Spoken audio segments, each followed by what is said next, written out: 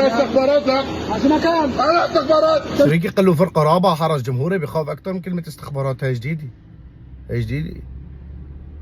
يخرب بيت سنتك على العقل. عقل ديكتاتوري بحت. عقل بيقول لك استغفر الله العظيم انا ربكم الاعلى. شو فيه؟ رجل دولي عملت فيه هيك، كيف يكونوا مدنيين حول هيك؟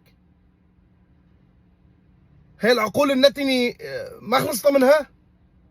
حتى وان كانت ساكنه بمناطق شمال سوريا، مين من كان يكون 14 سنه راحت خيرة شبابنا كرمال نخلص من هاي العقول.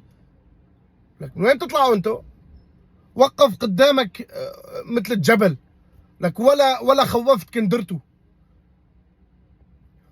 ايش العقول هاي؟ هاي الاشخاص بدها محاسبه فوريه. نتمنى وزارة الداخلية يتحاسبوا على الفور. ما هو لانه على رجل دولي، هذا ممكن يطغى على الشعب اللي حواليه، طغى على العالم اللي حواليه، ممكن طغى على عائلته. هاي العقول حقيرة.